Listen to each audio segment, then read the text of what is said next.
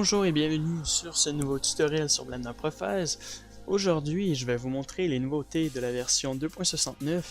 Comme vous avez pu le voir, j'ai mis plusieurs vidéos tutoriels cette semaine, donc environ une cinquantaine. Alors aujourd'hui, je reviens avec des tutos plutôt de base et un peu classiques. Donc je vais vous montrer une fine partie des options qu'on peut avoir dans la version 2.67. Alors on commence directement dans Cycle. Si vous faites Rendered, je vais vous montrer les nouvelles options. Donc là j'ai mis simple plane avec un cube. Donc là vous avez l'option émission qu'on peut augmenter à 5 pour l'intensité. Et il y a des options que je vous avais pas montré encore qui font partie de la version 2.69, 2.68. Donc le Wavelength, donc c'est un truc de couleur. Donc lorsque vous changez l'intensité, les couleurs peuvent être changées. Je sais pas à quoi il sert vraiment, ils n'ont pas vraiment mis de descriptif, mais ça peut être pratique pour des animations peut-être de cartoon. Je crois pas que c'est un rapport avec les couleurs de la lumière au niveau de la chaleur, mais on voit qu'il y a un dégradé entre les couleurs, donc on voit qu'il y a un dégradé arc-en-ciel lorsqu'on bouge à droite à gauche. C'est pour créer un effet intéressant au niveau de l'animation, ça peut être bien. Et l'autre c'est le Black Body. Alors ça c'est un peu différent, ça j'avais vu que dans la description ça permettait en fait de calculer la chaleur de votre objet. Donc par exemple si vous voulez faire une flamme pour une chandelle, ça peut être très pratique. Donc là je sais plus c'est quoi les mesures, mais 1500 ça équivaut à quelque chose. Plus vous allez augmenter, plus que la chaleur va être forte. Donc là je l'ai réduit à assez basse, donc on va le mettre à 200. On va le mettre à 1000. Voilà, donc on voit que la chaleur augmente. Donc si on le met à 5000, je crois que la couleur va devenir blanche. Et plus qu'on va l'augmenter, elle va disparaître. Donc on va y aller 2000. Voilà, donc ça devient jaune. 2500. Ça joue un rôle important avec eux. C'est un truc qui a un rapport avec la chaleur. Voilà, comme ça ici. C'est pas mal tout, il y a d'autres options, ils ont rajouté le Combine HSV je crois et Combine RGB. Alors je vais regarder, voir si c'est ça qu'ils ont rajouté en plus. Alors, je crois que c'est ça, on va juste mettre un mix chaleur pour combiner ça ensemble. Et je crois que c'est ça, Combine RGB, donc c'est comme dans la composition, vous pouvez jouer avec les Combine RGB, donc ça peut être intéressant. Je sais pas si on peut j'ai pas d'idée de démonstration que je pourrais faire avec ça, mais je sais pas si on peut faire directement un chromatique aberration dans la scène, peu importe, je sais pas si ça fonctionne. Je vais regarder, ça peut être vraiment intéressant puisqu'ils ont mis ça, puis ça marche. Donc dans la composition que je vais vous montrer, peut-être plus tard je vais y repenser. Alors c'est pratiquement ça, ils ont rajouté des relents ici, donc pour capter la lumière, pour enlever le noise, des trucs comme ça. Ça c'est lorsque vous mettez ça dans votre mix shader pour enlever des problèmes au niveau de vos shaders pour qu'il n'y ait plus de noise. Donc en parlant du noise, il y a une nouvelle option super intéressante. Je viens de la découvrir hier soir, donc vous allez voir, c'est super intéressant. Et donc voilà, donc cette nouvelle chose se situe ici. Alors, nous avons les renders, donc dans le preview, par exemple si on met à 100, ça va augmenter, donc on va le voir, ça va calculer pour qu'on puisse réduire le nombre de noise pour voir notre objet parfaitement dans notre scène. Même chose pour le rendu si on fait F12. Maintenant vous avez d'autres options. Donc il y a le Square Sample en fait ici. Donc il va être associé avec la nouvelle branche ici qui est le Branch Path Tracing. Ici voilà. Alors là on pourrait l'utiliser un peu en fait pour le rendu, ce qui permet de multiplier le diffuse, le glossy, la transmission, le subsurface, le mesh, le AO. Donc ça augmente vraiment le chiffre de subdivision. Alors par exemple, là ça va être à 4 par 4 par 4. Donc là on voit que le render preview a changé, qui est rendu à 4. Bon là il est à 16 parce que j'ai mis ça. Donc si je fais F12, ça nous donne ça, donc 4. Maintenant si on l'augmente, on voit que les chiffres augmente aussi, comme ça. Dans 5, donc par exemple à 10, ça va augmenter à 10, donc ça réduit graduellement les pixels. Si on le met à 15, voilà, donc ça réduit. Et là, si on ajoute ça, ça va se dupliquer à 225, comme on peut le voir ici. Et là, on voit que ça réduit complètement le noise, ce qui est assez incroyable comme option, parce que ça réduit rapidement le noise. Et en plus, c'est assez rapide. Donc j'ai bien aimé comme option. Je sais pas s'ils l'ont optimisé pour le path tracing, mais le branch path tracing beaucoup mieux, je trouve. Donc voilà, c'était juste un test. Et donc si on l'enlève, ça donne ça. Et d'ailleurs, ce qui est intéressant, c'est qu'on peut optimiser plus facilement notre scaling. Ça veut dire que le diffuse, c'est pareil. Donc si on augmente ça à 1, ça va être dupliqué. Donc ça va être simplement au niveau du diffuse, comme ça ici. Et donc pour améliorer le truc, serait d'augmenter mesh light, donc la lumière, qui est diffuse sur notre objet. Et puis on pourrait augmenter ça, donc ça augmenterait... ça augmente assez énormément, donc il faut bien faire attention parce que 900 c'est assez gros et si ça crache, puis ça perd du temps à cause de ça. C'est important de regarder et ça permet d'optimiser un peu plus nos options plus facilement. Ensuite, une autre option, je vais dupliquer le cube ici, je vais le mettre ici, c'est le Subsurface Scattering. Donc je vais mettre un nouveau matériau. Alors le Subsurface a changé, donc je vais mettre le Subsurface. Vous allez voir, il n'y a pas trop de difficultés. Je vais vous expliquer un peu. Vous allez voir, il est beaucoup plus performant cette fois-ci dans lui. Alors, comme on peut le voir ici, nous avons notre mesh. Et donc, pour augmenter le subsurface, il faudrait faire un subsurface comme ça à 2. Parce que subsurface, c'est quand même assez lourd dans Blender. Et donc, lorsque vous le mettez à 0, il n'y a plus de subsurface pratiquement sur votre mesh. Et plus que vous l'augmentez, plus le subsurface se disperse sur votre mesh comme ça. Qu'à 1, il va être dispersé sur une certaine région comme on peut le voir ici.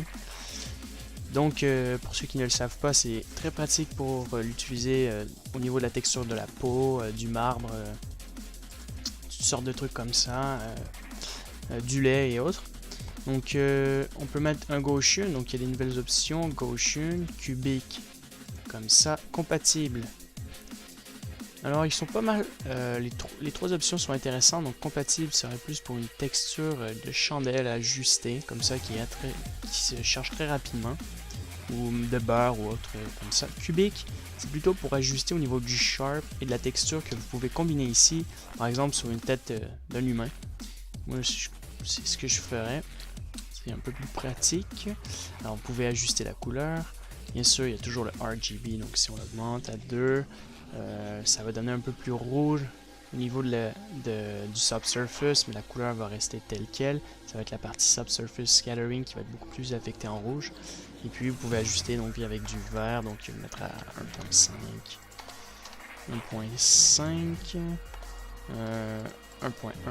Alors ils l'ont changé un peu. Il me paraît beaucoup plus performant, les couleurs sont un peu variées, donc faire attention de regarder lequel qui fait rouge, jaune, vert, comme ça. Et il crée un meilleur réalisme dans notre scène. Il y a une dernière chose peut-être que je pourrais vous montrer qui est nouvelle en fait, c'est, je vais pas dire n'importe quoi, mais au niveau des textures, il n'y a rien de nouveau. Non, c'est pas ça. Alors je crois vous avoir tout montré au niveau du converteur. Au niveau des vecteurs, vous avez des nouveaux trucs ici, mais ça c'est pour le normal map. Comme dans la composition. Non, c'est tout. Non, c'est tout. Alors, la dernière chose que je vais vous montrer. Okay, je vais sélectionner mon cube ici. Hop. On va lui remettre un subsurface pour voir un peu comment il va être affecté dans notre environnement, puisqu'ils ont mis un nouveau soleil, vous allez voir, qui est super intéressant. Donc, par exemple, ici dans le world, nous avons le mispass, donc ça je vais vous en parler très bientôt. Alors vous avez le background ici, si vous faites plus sky, donc si vous voulez voir le sky ici, comme ça. Donc ça c'est le ciel de base. Donc là on a notre lumière, on a le subsurface. Et il y a un nouveau truc qui sort, qui est le... Donc ça c'est celui de base, qui crée un environnement lumineux. C'est le hook, comme ça, qui crée une atmosphère un peu plus différente, mais c'est deux trucs différents. Donc on voit que ça crée une atmosphère un peu différente. Donc si on augmente la turbidité à 5, on voit que ça peut être plus clair. Environnement un peu plus, je dirais, pas plus réaliste, mais différent au niveau de l'atmosphère. Donc ça peut être intéressant de jouer avec les deux trucs. Donc là, on voit qu'on peut jouer avec les couleurs de la réflexion du soleil, donc ce qui peut être intéressant. Donc, si on le met à 1 pour créer vraiment une bonne atmosphère, toujours on peut augmenter les chiffres pour que ce soit de plus en plus clair. Comme ça, donc là ça fait une texture un peu déserte. Là, le maximum c'est 10 000 et 1. Donc là vous pouvez mettre ça sombre, toujours. Hop. Choisir d'où provient la direction du soleil, donc c'est vachement intéressant comme truc. Alors c'est pas mal tout dans les options au niveau des chaleurs. Alors maintenant on va passer au rendu. Donc pour activer le mist, il faut un mist ici. Il y a des nouvelles options ici subsurface, donc j'avais fait un tutoriel un peu pour vous démontrer comment corriger l'ensemble de vos objets. Donc on peut faire plein de trucs avec ça, modifier vos objets, même la couleur directement. Donc si vous activez la couleur, vous pouvez la changer là-dedans. Si vous voulez créer ou apporter des modifications, ou multiplier des images, ou corriger, ou transformer, ou faire ce que vous voulez avec. Et il y a la même option ici, donc c'est très pratique pour les personnages. Au lieu de combiner le subsurface avec la texture, vous pouvez simplement prendre le subsurface, puis le combiner avec votre texture en overlay. Ça peut donner des aspects intéressants. Donc voilà, techniques qui peuvent marcher. Donc ce qu'on va faire, c'est sélectionner la caméra pour le mist. Donc maintenant, il est valable. Alors il marche très bien. Donc avant, le mist ne fonctionnait pas très bien. Alors je vais faire un F12. Comme ça. Donc là, on voit très bien notre texture, comme notre image. Si on va dans le node, qu'on s'en va ici, qu'on active ça. Alors, je vous montre le mist. Donc en fait, ce que vous pouvez faire, c'est ajuster votre mist, alors qu'avant, on ne pouvait pas du tout. Ça serait votre mist. Je vous montre. Hop, mist. Alors, il vous faut un viewer. Hop. Donc, le mist, en fait, c'est un brouillard, et avec un brouillard, vous pouvez créer un environnement encore plus réel. Et d'ailleurs, avec une valeur brouillard, vous pouvez essayer de créer des champs de profondeur ou réduire la clarté à certains endroits, par exemple dans Photoshop, des trucs comme ça, donc ça peut être très pratique. Donc ça c'est votre lumière de base, et à 1 ça donne ça, donc on voit très bien le brouillard. Donc vous pouvez l'ajuster, le mettre à 3 pour que ce soit un peu plus sombre par ici. Voilà, c'est tout. Moi c'est tout pour cette partie là, et donc je reviens sur un autre truc. Voilà, donc après le mist, il y a une nouvelle option qui est super pratique. Donc là j'ai une composition finie, mais avec ces nouvelles options, ça peut permettre de créer une composition directement sur votre objet ou votre mesh. Donc c'est ici, c'est le Color Management qui est valable maintenant dans la composition. Avant on pouvait l'utiliser, mais ça ne marche pas dans les animations, ou je crois pas que vous pouvez sauvegarder l'image, je me rappelle plus, mais bon, enfin ils l'ont ajusté, et ils ont ajouté des options. Donc je vous montre. Donc vous avez plusieurs options que vous pouvez utiliser directement sans trop vous compliquer la tâche lors de composition, ce qui est vachement intéressant. Alors je sais plus, il y en a un qui était pas mal pour faire. Donc imaginez, donc celui de base ressemble à ça. On peut mettre toutes sortes d'effets qui peuvent être compatibles avec votre scène, qui peut être vachement bien. Imaginons donc une image telle quelle comme celle-ci, et vous avez une curve, donc vous avez décidé de mettre ça. Vous pouvez changer vraiment l'ensemble des trucs, donc vous pouvez mettre green. Voilà, donc un peu une couleur verte, une couleur bleue, rouge, vous pouvez le réduire, augmenter le bleu ici. Donc c'est pas mal pratique pour essayer de s'amuser un peu avec la composition finale. Vous pouvez même augmenter le gamma ou réduire le gamma. Franchement, ça réduit vachement le temps, la perte de temps au niveau, comment dire, au lieu d'aller dans Photoshop, vous avez déjà des options ici qui sont implantées ici, plus la composition, donc ça permet d'aller un peu plus rapidement. Donc vous avez l'exposure déjà, qui est pas mal. J'espère qu'ils vont le développer un peu plus tard.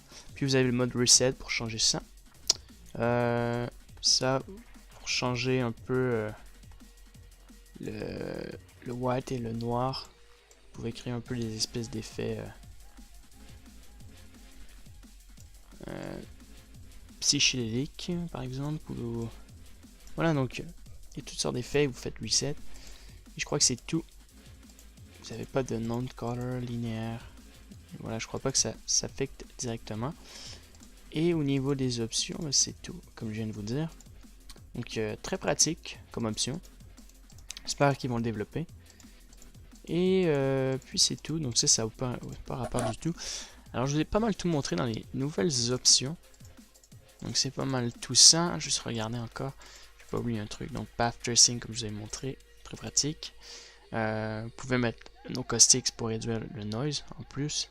Très pratique aussi. Ajuster le bounce de projection à l'intérieur. C'est pour ça que vachement intéressant comme truc, puisqu'on ajuste le bounce au niveau du glossy. Vous pouvez l'ajuster directement ici. Donc il y a beaucoup plus d'options et ça peut aller beaucoup plus rapidement et c'est beaucoup mieux comme ça. Voilà, donc c'est tout. Le reste c'est tout ce qui est en rapport avec la modélisation. Donc de toute manière je vais revenir avec ces nouvelles options là. Et puis le reste est aussi en rapport avec le caméra tracking. Donc caméra tracking, je vais y revenir un peu plus tard, mais très bientôt en même temps. Donc j'ai pas fait encore de tuto là-dessus, mais je devrais essayer de revenir très rapidement sur le caméra tracking. Il y a beaucoup d'implantations, il faudrait que je me pratique aussi, parce que je l'ai pas utilisé assez souvent. Puis avec les nouvelles options, peut-être qu'il y a des meilleures améliorations et de nouveaux trucs que j'ai oubliés. Donc là-dessus, je vais y revenir. Bientôt, je vais avoir une caméra. Et je vais vous faire des tutos là-dessus. Donc j'ai vachement hâte d'en faire parce qu'il y a de super bonnes idées et ça va être des trucs assez complexes qui vont être assez simples, comme l'ensemble des tutoriels. Et donc c'est tout. Merci d'avoir écouté et à bientôt.